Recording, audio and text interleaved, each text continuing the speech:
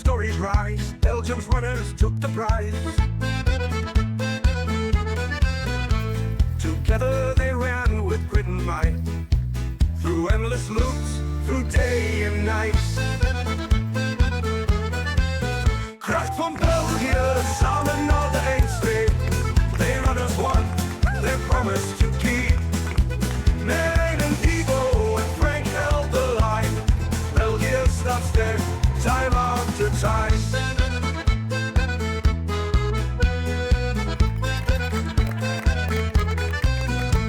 With every yard they built their fame. Running is one in backyard's name. 1,000 loops and still they go. The world in awe at this Belgian show. Kracht van België, samen naar de eindstreep. They earn us one, their promise to keep. Merijn and Ivo and Frank held the line. België staat sterk, time after time.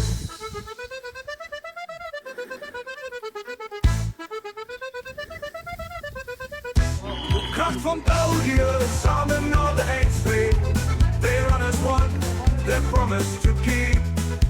Merijn and Ivo and Frank held the line. België staat sterk, time after time. One team, one dream, Belgium's call. In backyard ultra, they gave their all.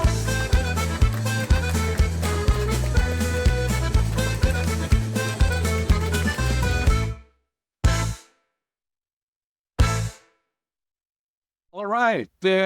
I'm really happy to have all the three magic guys from Belgium who ran 110 hours in the Team Backyard Ultra World Championships just the other day. But to start with, it's like the first full night after the race that you had. Did you get any sleep, or the bodies are still screaming to go out for another loop? The bodies are screaming, but not for another loop, I think. Yeah, that's true. No, a loop is not necessary. Yeah, and Merijn, you have done this so many times, so your body is used to it by now. Yeah, it is, but I don't have to do any loops today. And I'm not missing out on it. It's perfectly okay not having to do any loops whatsoever. Yeah, and for you, Frank, does it feel different to what you have done before? It will take some time to read. Well, 2 years ago, I did already 67, and last year I did 97. So it was already pretty hard. And to be honest, that was harder than this year. Last year I was really broken, and this year I'm only half broken. But still, you have another world record. For Merijn, it's your third one. So let us call you the backyard phenomenon here, because you are the one, of course, Karel Sabbe won the first team championship, but since that, you are the undisputed champion. But you are bringing your colleagues on the train. Ivo Steyaert, for you, is the second time that you share this with Merijn. And then we have the new guy, the chosen one this time around to join the party, Frank Gielen.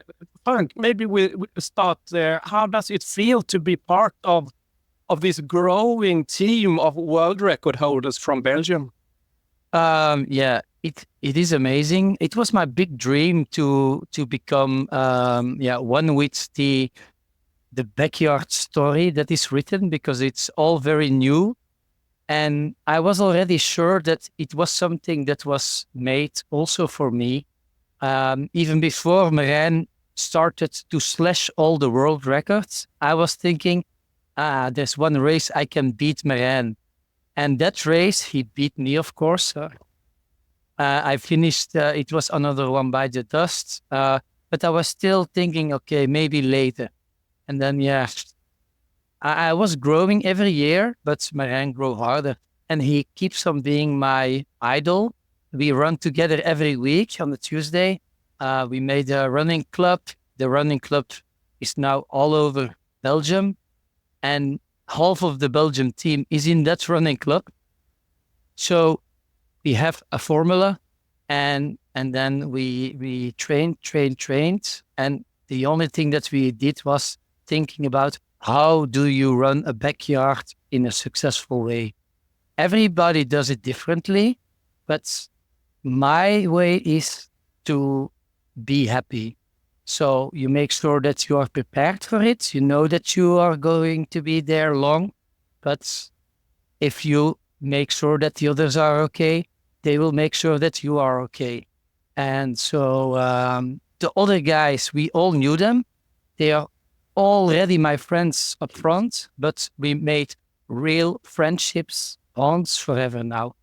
So I'm really happy to be here and that we touched the number 110.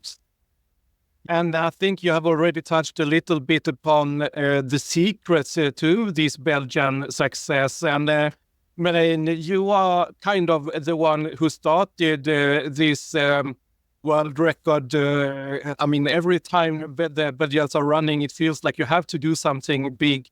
Was it by purpose that you have had selected Frank this time around, now that you knew that, okay, Ivo is already on the train? Who shall be next to join us? Well, to be clear, I don't select anyone. They made sure they were there because they were that good. And maybe I was the first one to realize this was something for me. But I think they both noticed the same thing, maybe at a slightly different time. So I was a little bit of the lucky one that did it the first time. But yeah, you know what's becoming more clear with this with the team championship format is that it's only happened 3 times, while there were hundreds of backyards all over the world since the start of backyard.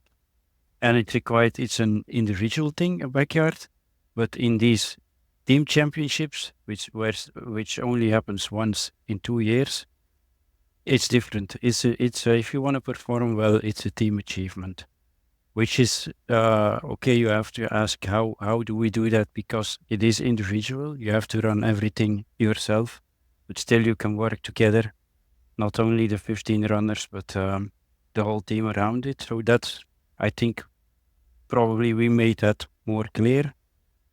I'm sure others already knew that too, but yeah, that's what we did best. Yeah, and how did you manage to, I mean, 3 times you've done this team event, and every time you have been doing it really, really well. How were you able to be so successful in these particular events? I don't know. I always ask myself the same question. Am I going to be able to do this again? What did I do right last time? What do I have to do the same? Which minor changes can I make? And apparently everything that I thought of was good. It worked. Yeah. There was one big change from 2 years ago. So then we did very well with Ivo and Merijn ending loop 101 together. Then we went to Bigs, and Bigs was a lot harder. And people were talking about, Belgium, they are good runners, but they have so an easy course. It's so easy to run there, it doesn't count. And then we showed at Bigs that we were good runners, because also on Bigs we slashed with more than 20 people the course record. And Ivo made 80 there. He was even injured before, so then he does 80. Merijn did 100, I did 97. And there we had the first time a day night loop. And then because of that, we decided that we also wanted a day night loop, just to have some kind of thing to look forward to. And that helped for sure this time also, because it was not that I liked the day loop or I liked the night loop. It was, I liked that it was not always the same. Well, then we move to the trail legend, if we call you that, Ivo Steyaert. You have been winning the Legends Trail, one of the most legendary long endurance races in Belgium 3 times, and many other times you've been doing it really well. And of course, now you're a backyard champion as well. tell us a bit about how has it evolved since you first joined the Backyard Ultra Club, if we call it that way, and now shaping up to become a team that is involving more and more people. The whole team was doing a personal best this time, more than 50 yards. I think because it's a new sport or new phenomenon that there's a learning curve. So I think when we started in 2020, we all knew what the backyard was, but there's a big difference between knowing something and experiencing something. So I think to keep the mind open for those new aspects of the new kind of sport that backyard running is. I think that is key for improvement on the short and on the long term. Yeah, and Frank, you already mentioned that you had two different loops this time. And Merijn, you have been doing this for I don't know how many hundreds of loops have you done in Backyard Ultras in total, but 3 of them world record. The first one in the team championship, you are doing 74 or something. Do you ever get tired of it when you're out on yet another loop, and you never know when it's going to end? Yes, of course. Sometimes you're thinking not only with the backyard but with long ultra trails. Why did I have to? You wonder why did you sign up? Why did I have to do this again? But that's okay if you think that. And if you would decide this is it, I don't like doing this anymore, then it's perfectly fine if you go do something else. The only thing I say to myself is, while I'm on it, I'll just finish this one. And then if I decide tomorrow or whenever it's finished that I don't want to do it anymore, that's fine. So you have these thoughts. Often they go away during the race. So it can be very difficult, physically or mentally or both or whatever. And then that's the one thing that I like most about ultras. It can become very, very fun again, while it wasn't fun anymore. So you just have to stick there and don't think it's gonna be all misery from that point on. That's that's how it goes. Yeah, and for you, Ivo, who have been doing a lot of these trail races when you run a lot on your own for many hours, tell us a bit about the team dynamics. How have you built this Belgian team to make everyone feel welcome, to make everyone help each other? Even the crew, I understand, all of them worked together for every runner. Tell us a bit about that team dynamics. Well, it's something that comes automatically, I think. Belgium is a rather small country, and most of the runners are from a part of that country, so we all live very near each other. And there are not a lot of ultra races in Belgium, so you come across the same people during lots of years. And it's not that you're all very, very, very good friends, but we all know each other very well, and we all understand each other, and it's something that I don't think that somebody orchestrated the team feeling, but it just came automatically. And if there was some kind of movement, that was because of the organizers of our backyards, or the same people that organize a lot of the ultra races in Belgium. So they also know everybody, and that's always you always feel like you come to a family dinner instead of a race. So it's I think that's community. A rich part, community. Yeah. Also, I was a bit later part of this community because Ivo and Merijn started running these races a bit before me. I'm doing it now for 5 years. So yeah, I know everybody around there. And myself, I'm a very talkative guy. Some people call me loud. And it is possible. You are. So That's no problem. I only excuse me afterwards. But I also like the community. It is like a real family also for me. And we did the same thing with the D plus Dinsdag, or you could call it Vertical Tuesdays. There, it's a training club where Merijn and I started running. Training for these kind of races, and bit by bit it became bigger and bigger. And we always did vertical, so it was not about going far, but making sure that you do like 500 meters up or down, or 1,000 meters up and down on a Tuesday evening. And now we are 4 years old, but this kind of concept spread all over Belgium. And the captains, who are responsible, those are also running in Team Belgium. So we talk a lot about our running during these trainings, and that also gives us an extra family to go for. And I'm also very busy with the socials, like everything we put on Strava and on Instagram, and we are always selling.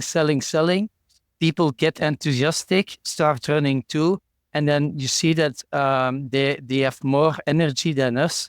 So suddenly we found like Kenneth, he never did it backyard, and then suddenly he does 30 with fingers in his nose, and turns out he's like the triathlon king. He did like 5 times triathlon And 10 times. 10, yeah, both.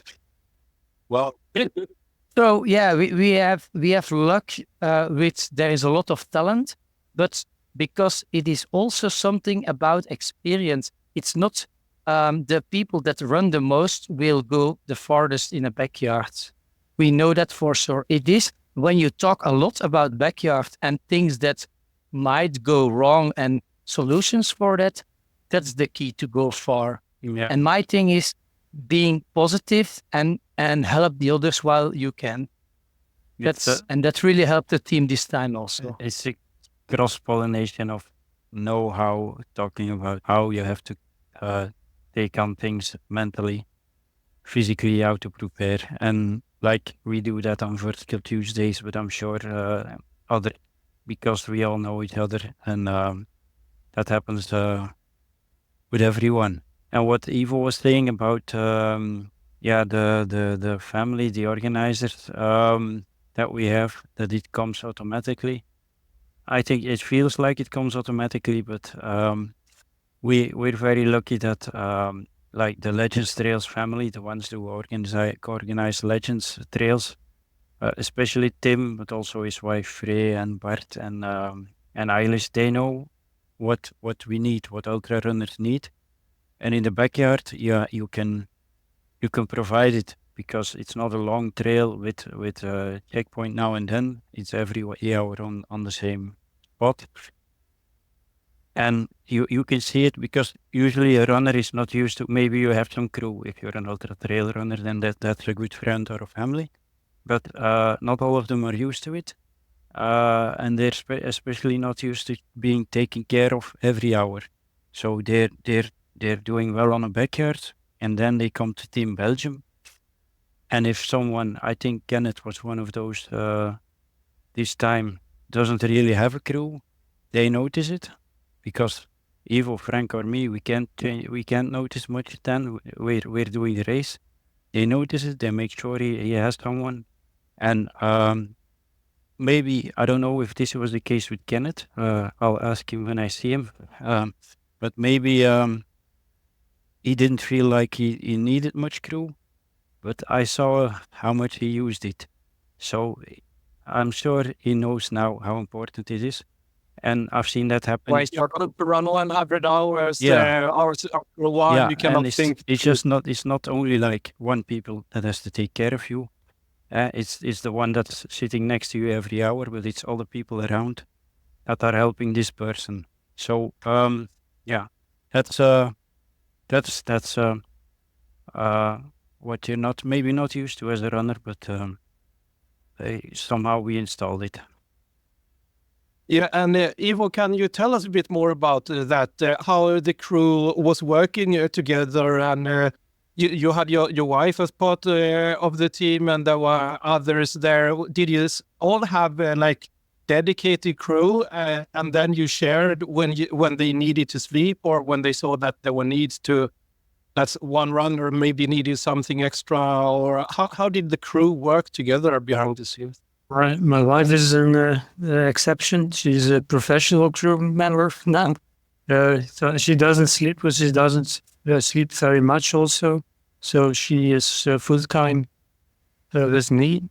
And other crew members just take shifts of 12 hours or 6 hours or 18 hours or 24 hours. And then they change. But the most of the runners have about 80% of the time the same crew, something like that. And for the other 20% of the time is the rest time of the crew member. And you always have something that you forgot. And that's the nice thing then is that your crew can ask the crew of the other runner, do you have that in stock or have too much of that? And we exchange lots of things. But Thanks for your underpants. Yeah. Well, even for younger fans, right? Then you have become a real family for sure. And Frank, you are the only one of these three guys who did not have a world record before. How important was it for you and for the team to break another world record? I mean, now you are both the first team who went so far beyond 1,000, even beyond 1,100 laps together, but also sharing the individual record together. How important was it? It was important, yes, for me. It is a big thing for me. But we started, of course, with, okay, if everything goes good, I can go far. But of course, it was Team Belgium. We needed to go far with Team Belgium. And so the focus was getting all the runners as far as possible. And it was unbelievable what all the team members did. All the guys that had, 35, 40, 42, stuff like that. They all went over their limits and they all, they were hurt, but when they got help, they were better again. And it was amazing. So it is really nice that, first of all, everything was going well in our team. And in the rest of the world, things were a bit shaky. So we were at the top from the beginning, and we never left there. So that was really nice to have that feeling in the race. And then we came closer and closer to my previous records. And then I started really believing in it, because the second night was sometimes a bit hard, but the third night was easy because it was raining so hard. Then you are not tired. So we were lucky. Sometimes it's that external things make it tougher, so that you don't have to think too much about what is going on internally. Yeah. And also, when some people from our group had issues like falling asleep, then we concerned about them, and we were shouting in their ears, we were clapping in their face, grass in their mouth and stuff like that. Go commando style with them. And then that round, it was over before we knew. So it is very fun if they have problems. And time goes on and they keep running. So it's amazing. I really love the format. I wish someone was filming during the entire laps, because I'm sure that there were quite a lot of things going on out there on the course when you were helping each other. And Merijn, who has been doing this for so many times, you already had world record since before, both individually and as a team. What was your motivation to do this again? To break, now you were the first to break 100. What was the real goal for you that kept you motivated through so many hours? Well, I must say the main goal for this championship was becoming the team world champion, and we weren't the big favorites. We were one of the favorites, but USA was the big favorite. So I'm really glad that we could stop them. Of course, you're not all running on the same course, so it's not entirely, it's never an entirely fair game. But that's the rules of this type of race. But yeah, 2 years ago they were so much better than us, and now we turn it around. For the individual part, I always thought I wanted a chance again to break the new world record. It didn't have to necessarily be now. It was just I wanted to go over 100 again. By the time we knew we were going to be world champion with Belgium, we were close to that, and we were capable, especially if we were together with the three of us, to go to the world record. So it would be strange to not do it now. But for me personally, it wasn't the main goal in this race.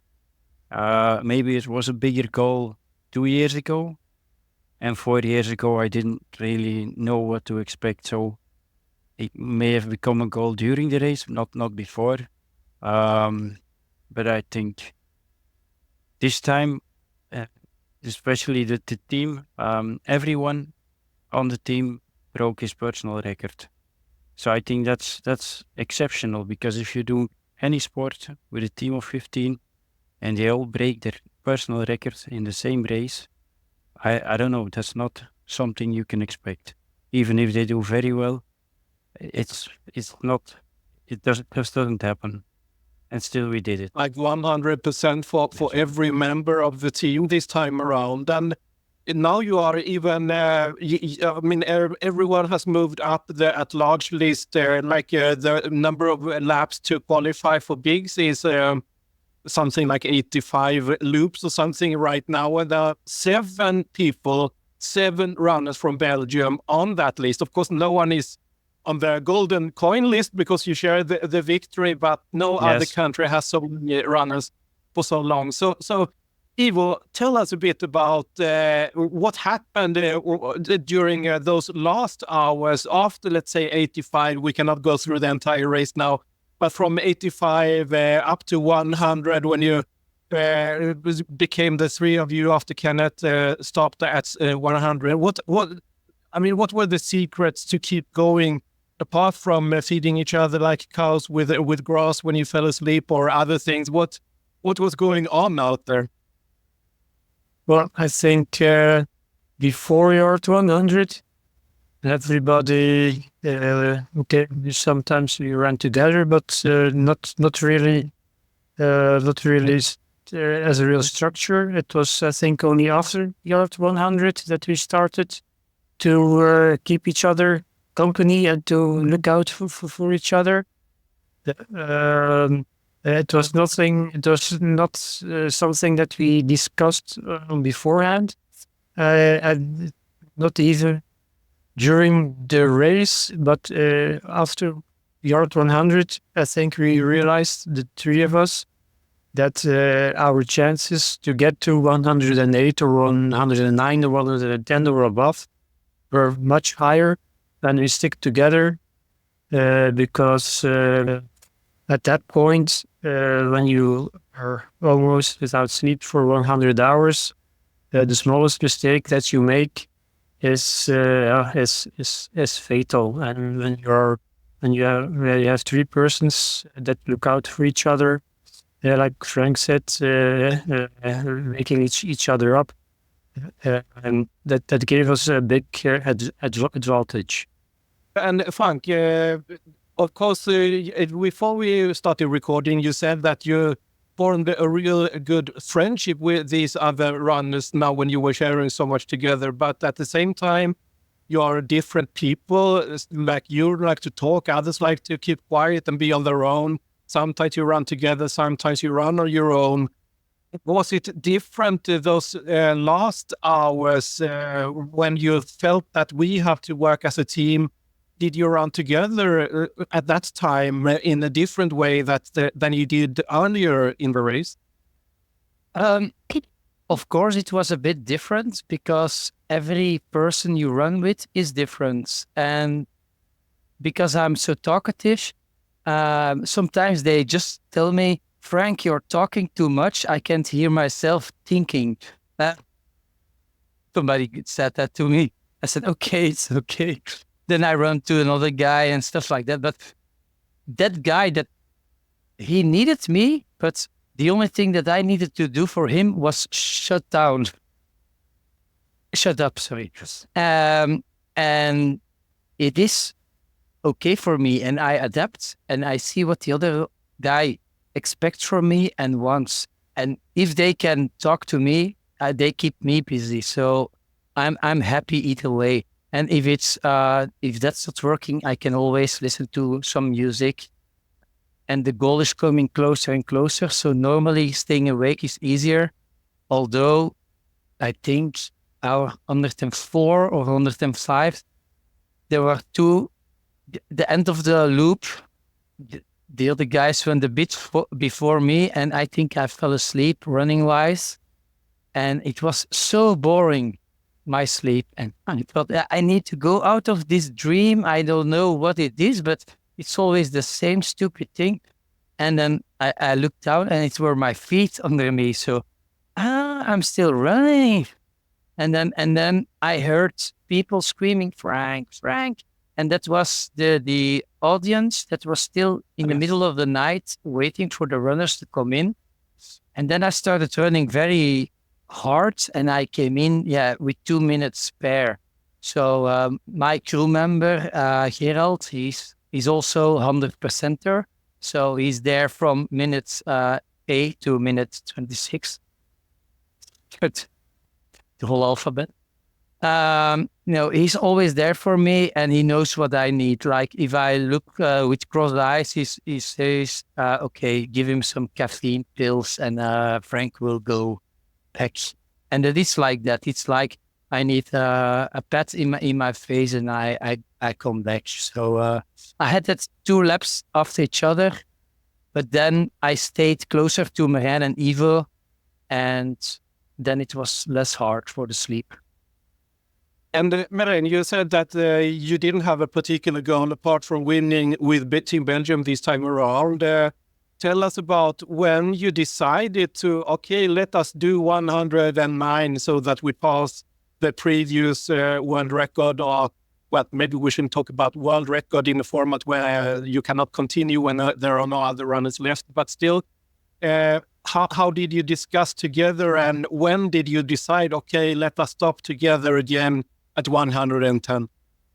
Yeah, well, the final decision to stop at 110 was made in loop 109, but we discussed it before, several hours before that. I was talking to Frank and I was telling him I didn't like that phase of the race too much because we started as a team. We wanted to do well as a team, and then we did so incredibly well as a team, and then suddenly.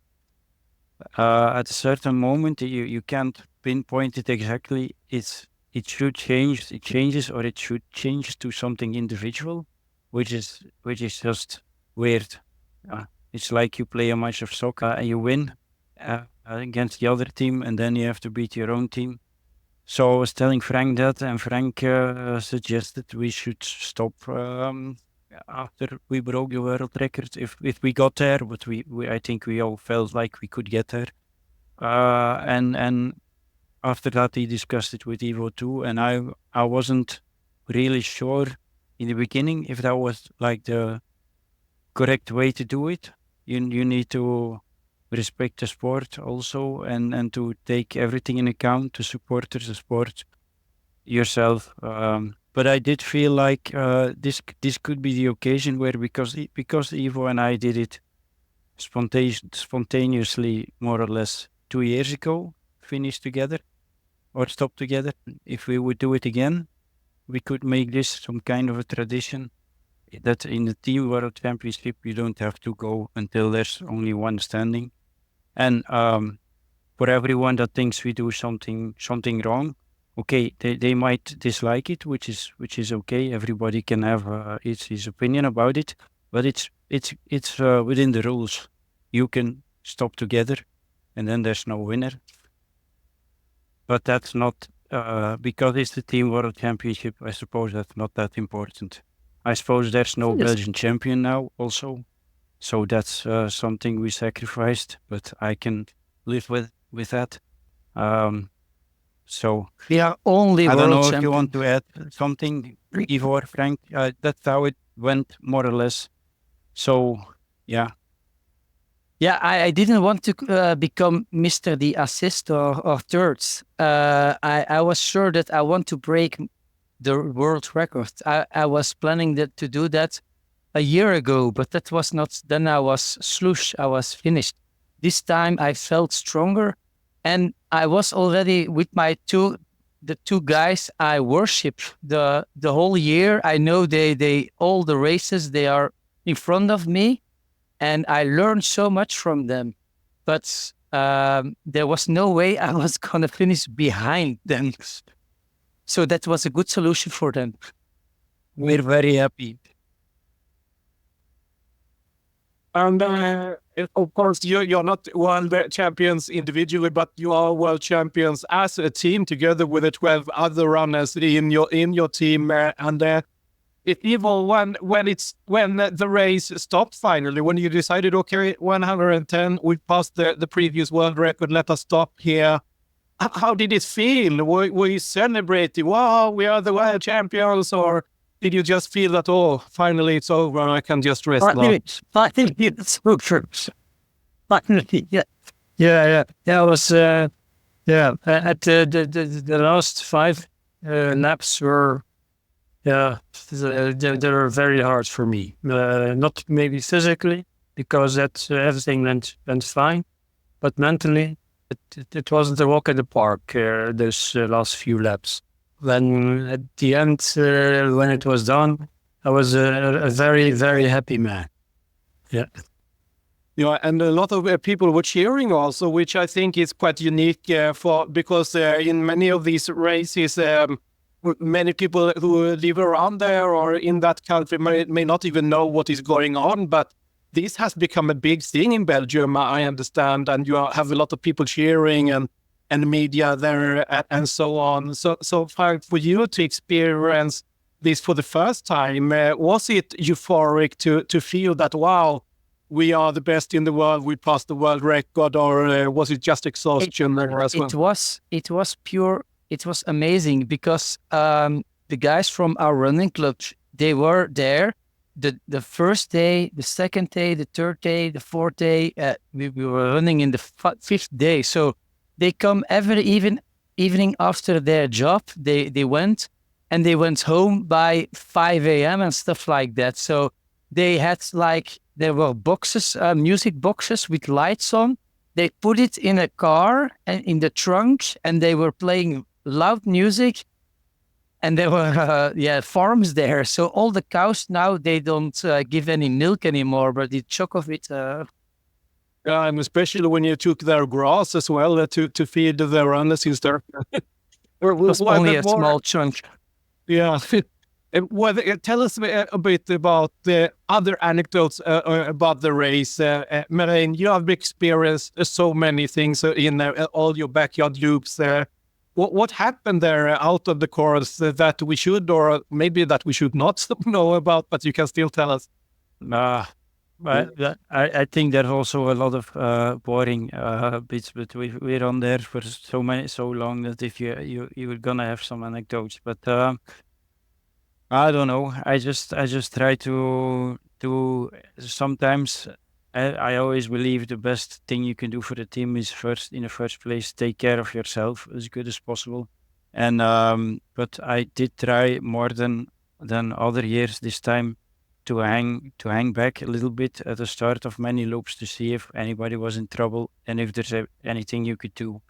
It's not always possible, but for the juicy quotes, no, you're just there was enough dirty talk, stuff like that. I know one from Merijn.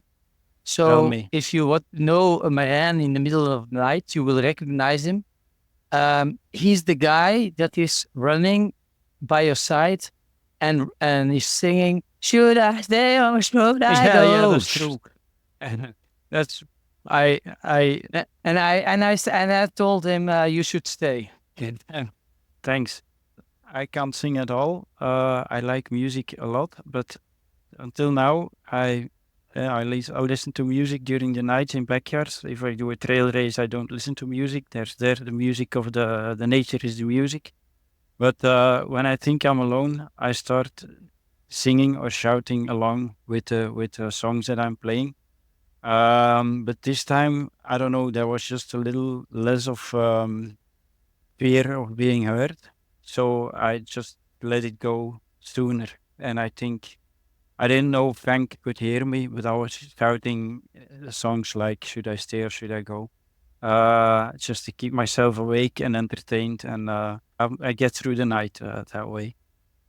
Yeah, and I guess that's one of the things as well when you're running for so many hours with almost no sleep or very little sleep, and you get exhausted, and like it's like stripping everything off, all the layers that we might normally have when we are meeting other people. They are no longer there, so we are like not fearing anything. Is that part of your why, for example, Ivo, or why are you keeping to come back to these races and letting yourself into these situations over and over again? Yeah, I sometimes wonder why. Yeah, why I keep coming back. Well, I think every time compete in something like that, a multi-day adventure, let's call it that way. You learn something about yourself. You learn something about the human nature. You experience things the other way. You see things more clearly. You see things more vibrant. The more you do it, the more you realize that the world that you're looking at before and after a race is not the same. It's the same world, of course, but you look at it with different eyes. Look at it with eyes that are more forgiving, more softer. And so I think that is the reason why I keep coming, why I keep doing such stupid stuff. And I don't know why other people do it, but that's for me. It's I think that's the main reason. And I think, what did you learn? What kind of lessons did you take apart from becoming the world champion? But I mean, if we take it to a more existential perspective, what did you learn about yourself and the world from these 110 hours? Well, recently I got interested in a epic race, the Transcendence race in America.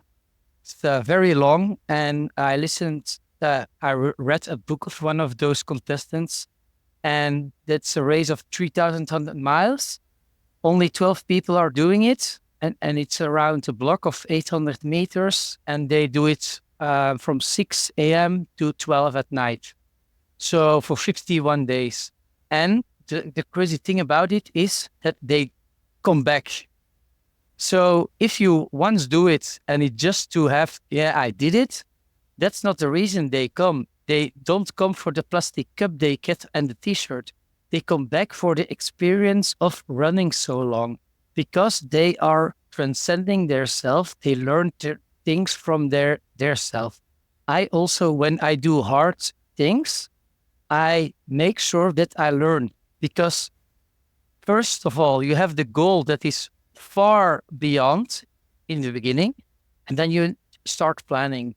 And then you start doing things that you never did before, or you do the same things with another perspective. You can see it with other eyes, like Ivo says, and you try new things, and by the start, you are already another runner than when you subscribe for the race. And then this race, okay, it was 5 days long. 5 days long. Every day you learn something about yourself. And this time I learned that I really love to run and learn about running. I really love people. I really love finding limits, and I really love making things doable. Just how hard it is, there's always a way that you can do it. And some people, they focus on the hard things. I focus on the things, on the solutions, so that you make sure, okay, there are always better runners than you, but they are not always as smart or trail smart as you. So if you have the good solutions for the same thing, you can do it with less energy, or with less food, or with less sleep, or with less friends, because you can make friends and steal them. Let's say I learned the lessons from the Transcendence race, and it is my big inspirations to go there one day. And the first thing I already did was I subscribed for a 6-day race in France together with Merijn. And I need to keep on being entertained, and that will not be the case there. So I will learn there also a lot. So yeah, I'm already psyched to do that. Yeah, that's really interesting, because there are a lot of comparisons being made to 6-day races. And I know, Ivo, you tried a 6-day race earlier this summer. Although your foot got injured, you couldn't really do yourself justice, but you also realized how different it is. So Merijn, if we start with you there, why do you want to try this 6-day format, and how do you think it differs now that you have done like 3 races, close to 100 or above? Do you still think that you can easily break well, there's another Belgian having the world record now in a 6-day well, is that what you're aiming for, because you have already proven what you can in the back door? No, I don't think I could break the world record, the new or the old world record in 6-day racing. But I always, since a few years, I thought, because we get in the backyard, we are getting closer to the 6 days, so it might look similar. So I always thought I might have a chance at breaking the Belgian record, which is now changed, of course, because the Belgian record is the world record, but that wasn't true a year ago. And I just, I thought I want to have a go and see how far I can go and get there. But I'm sure it's going to be something very different, because I did 4 24-hour races, which is the same format as a 6-day, but just 6 days instead of 1. And a 24-hour race really doesn't feel like a backyard. So it feels much more like a marathon, while a backyard is much more comparable to a long trail race, like a Legends Trail or a spine race or whatever, something where you're not necessarily going as fast as you can, but you have to go on for a long time. And I'm just curious to find out if a 6-day race will be closer to a backyard than to a 24-hour race. Because if I have to choose, I don't like, it's a beautiful format, but I don't like the 24-hour races. It's just as I don't like a marathon as much. I like backyards and ultra trail races much more. That's more my thing. So I'm curious to find out about the 6-day. Yeah, Merijn, but it's not because you don't like something that you don't do it. That's the. We didn't like the marathon, but we did one in the summer just to test things out. Yeah, of course, but I mainly want to do things that I like doing. Especially if you are going to do it for 5 or 6 days, Yes. so you somehow have to enjoy it. There has to be something about it that I like. And Ivo, you tried the 6-day race. If you, from your little experience, when you couldn't you do yourself justice, compare a 6-day race to what you have achieved now with 101 and 110 laps in a backyard ultra. How far do you think it's possible to go in a backyard ultra format? And is it even possible to compare to doing a world record or 900 or 1,000 kilometers in a 6-day race, for example? My experience with a 6-day race is it's more comparable with the backyard than it is with a 24-hour race. That's my experience. So I hope Merijn feels the same. I hope it will be, afterwards. because Otherwise, for me, it was a better experience because you don't have the stress of the ticking clock. So when you take a break for 20 minutes, you take a break for 20 minutes. When you take a break for 1 hour, you take a break for 1 hour. So you don't have all the misery and all the stress that comes because you have to get out of your chair every hour on the hour. But you will see. I hope you will see. And for the limits of the backyard, I think the physical limits of the backyard are the amount of laps that we do now is only a fraction of what is physically possible. But there's also a mental side. There's also the sleep deprivation. So I think that going further than 5-6 days is physical, very perfectly possible. But because of the sleep deprivation, I think it's not going to it's not going to be very healthy or very wise or very whatever to continue after 5-6 days without sleep or with very little sleep. I think that the sport will limit itself there. Yeah, it also depends on if you do it alone or you do it in group. Like we did with our tree, it made our chances a lot bigger. It was better, it was safer, it was more healthy, okay. But even if you do it with 10 persons, you can't stay awake for 8 days. You're touching a very interesting topic here, I think. For how long shall we just cheer for the performances? And wow, they are moving the boundaries again. Wow, now it's 1 hour and 20, 1 hour and 30. When should we actually stop cheering, moving even further, and instead start thinking about this? Of course, it's not healthy to run for 110 hours From either. now on, never again. Never again. 110 is the max. It's prohibited. It's the law. That's the law from the Belgian. It's the Belgians who set the laws. But Merijn, you have been doing this for a long time. You've seen how the others there, like at the big backyard, there are sometimes people having to be picked out in the forest when they are no longer aware of where they are. And Ivo, you have something to say about that as well, I think. I'm sorry. What were the people that had to be picked out of the forest? So I know how it is when your mind says, okay, it's done. Gonna take the switch off. In that case, the mind protects itself. And so when it's no longer possible, the mind says, okay, shut down, and it's finished.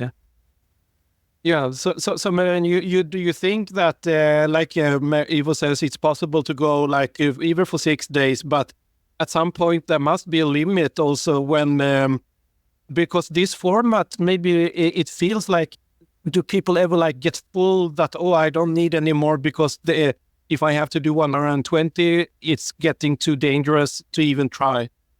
But there might even be people wanting to try even if it's dangerous. I don't know. I think the world record of, I think I read somewhere the world record of staying awake is 11 days. So I think we will get to like around 150 in a few years, maybe 5 years from now. I'm not sure.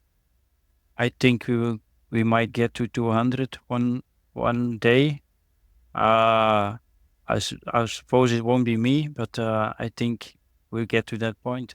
And I think it will be more like a question of how you're gonna organize it, because if you have to rent a venue, you can always prolong your stay until it's there's somebody else who already has taken it. So of course, where as long as Big Dogs itself at last is home, he can be there for 3 weeks without anyone is gonna tell him to stop, or the new renters are coming in.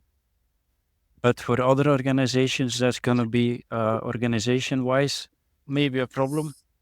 But I think we will get to around 150, yeah, in a few years, and then it's gonna be at a certain point it's gonna stop and go much slower, like in the marathon or anything. But yeah, we're not finished with breaking the world record 1 or 2 times a year, or maybe once in 2 years. Like now it's come to a level where the only opportunities to do it is during the Team World Championships or at the Big's backyard, and with 1 or 2 other races where it's even possible, because you have to be at least 2 people who have the capacity to go that far. You need several people, but I think it's gonna be the World Team Championship is not gonna be in the future. It might stop being the stage where the individual record is getting broken, because let's say you've got the team championship, you won, and you're still a long way from the individual record. Why would you continue if you already won the thing you came for? So the reason why we continue now is, I suppose, we were close enough.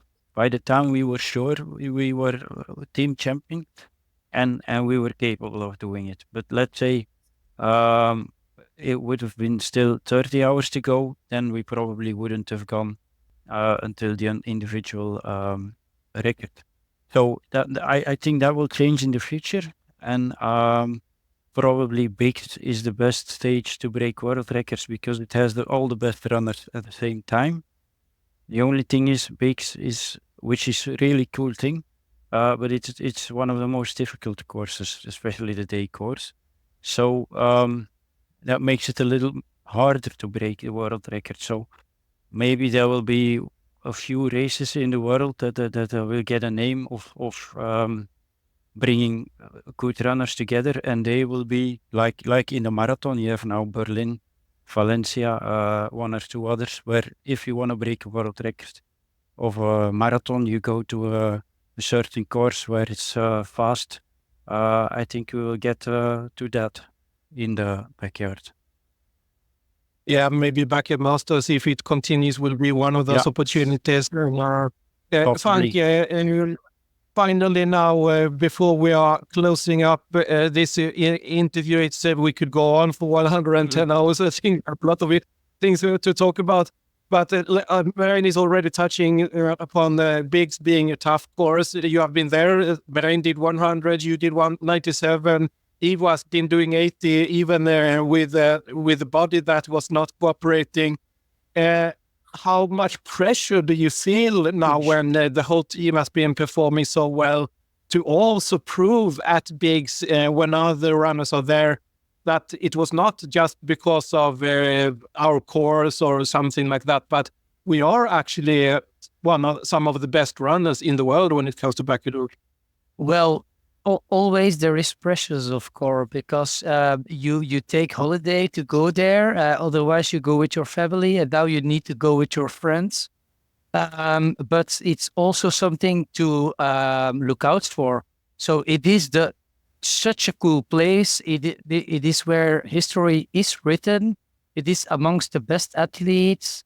Yes, I put pressure on myself, and people put pressure on myself, but it comes naturally because the place is just mythical. I will always try my best there.